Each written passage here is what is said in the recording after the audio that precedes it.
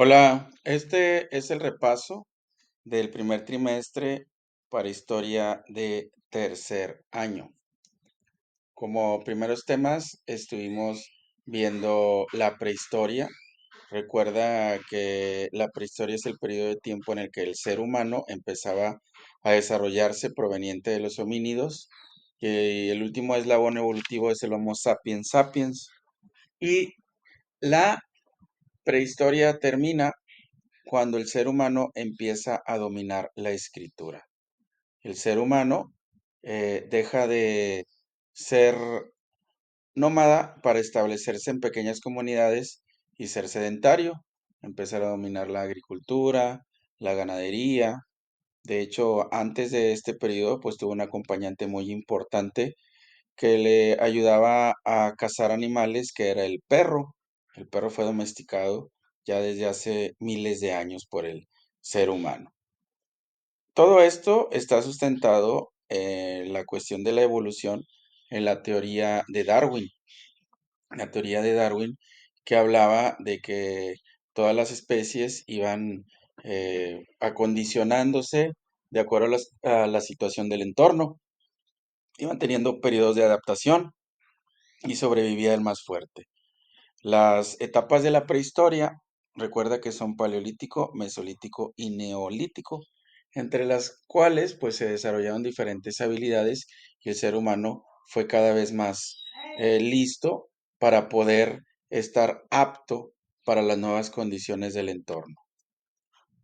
Por eso, pues ahí el ser humano empezó a realizar algunas herramientas, entre ellas la rueda, que no necesariamente al principio se utilizó para trasladar, sino para una especie de torno. También algunos martillos, cuchillos, etcétera, con diferentes herramientas, con diferentes medios que utilizaba y recursos de la época. Por lo tanto, también un factor para que el ser humano fuera sedentario fue el dominio del agua. ¿Qué importancia tiene esto? Que simplemente al dominar el cauce de los diferentes ríos, lagos, lagunas, pues el agua benefició la agricultura y pudo establecerse de una mejor manera en las comunidades, ¿sí? Esto dio pie a civilizaciones como Mesopotamia, Egipto, China, India, todas ellas las estuvimos viendo en clase. Por ejemplo, para Mesopotamia, ellos surgieron en torno al río Tigris y Éufrates, y la civilización egipcia en torno al río Nilo. Si te fijas, fue a un lado de los ríos donde estuvieron cobijados para poder utilizar ese recurso, que es el agua.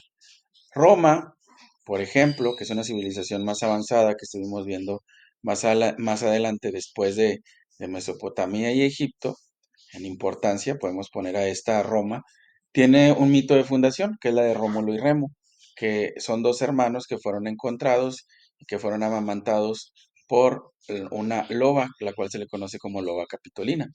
Te recuerda que es un mito como tal. Por lo tanto, en Roma, pues empezaron a establecerse las primeras monarquías y gobernaba un rey. Y había diferentes clases sociales, donde los más altos, pues obviamente eran los monarcas, luego los patricios y los plebeyos, luego los esclavos, ¿sí? Los esclavos, los cuales eran considerados una posesión del quien lo tenía.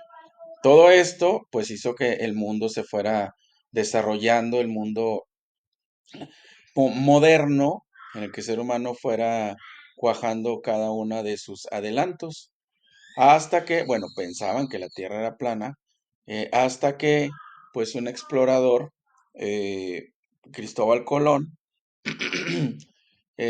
dijo que podía establecer otra ruta para llegar desde lo que ahora es España hasta las Indias, porque había por ahí un bloqueo y al darle la vuelta totalmente a África para llegar hasta las Indias, pero la sorpresa fue que llegó a nuevos territorios, a lo que ahora es América en 1492. Todo esto con una gran influencia de la Iglesia de la Iglesia Católica. Recuerda que la Iglesia era la que mandaba sobre esto y simplemente la Iglesia daba los permisos de conquista, pero con el hecho de poder evangelizar los nuevos territorios. De ahí llega toda la situación de conquista de la Nueva España y todos los territorios que estuvimos ubicando en clase. También una de las ideas importantes que quiero que recuerdes es la cuestión del Islam. Recuerda que esta es una religión, vamos a decir, paralela al judaísmo, porque se inspira en algunas cuestiones del judaísmo, pero con una nueva revelación. Hay un profeta que es Mahoma, que dice que su Dios Alá se le reveló y le dijo que Ismael pues era el elegido como tal para tener la descendencia y no Isaac, el que proponían o decían los judíos. Y así es que pues se escribe el nuevo libro sagrado que es el Corán. En él se manifiestan pues todos los principios del Islam. Recuerda, el profeta es Mahoma, el libro sagrado es Corán, el Dios es Alá.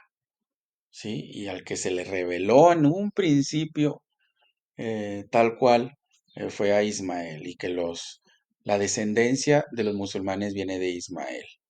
¿Sí? Todo esto pues tiene todavía algunas situaciones en la actualidad en el cual hay un enfrentamiento entre musulmanes y judíos en lo que se le conoce como Tierra Santa porque se disputan de quiénes son estas tierras hasta la actualidad.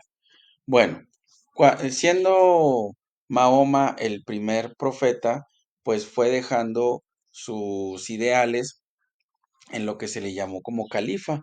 Y los califas tenían una influencia directa en cuestiones políticas y religiosas, ¿sí? En aquel entonces. Y como tal, pues todavía existe esta religión.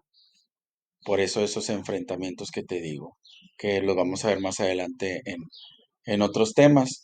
Posteriormente vimos también la expansión del Imperio Romano, continuando con esto, y que tuvo que ver la cuestión de la esclavitud, que tuvo que ver toda esta parte de dominar nuevas tierras y llevar esclavos para explotarlas, y también mediante la ocupación militar de territorios, en el cual con la presencia del ejército, pues controlaban todo el poder económico y político de la región con el pretexto de llevarles sus ideales para que aprendieran a vivir mejor, según lo mencionaban. Y esto es importante estudiarlo porque pues a final de cuentas muchas de las costumbres, creencias son de actuales, son herencia del Imperio Romano. Por ejemplo, nuestro idioma que procede del latín. En tu casa, si alguno es cristiano o católico, pues también es una religión, la católica, que tomó el Imperio Romano como oficial, la forma de medir el calendario y muchas otras más. Son herencias del Imperio Romano. Así es como las cosas se van pasando de generación en generación y las culturas van apareciendo con nuevos vestigios de otras. ¿Sí? Eso ha sido un muy pequeño repaso, pero te sugiero que le des también una revisada a las diapositivas con todo esto que te he dicho, que quise hacerlo en menos de 10 minutos para que lo puedas revisar. ¿Ok? Nos vemos luego.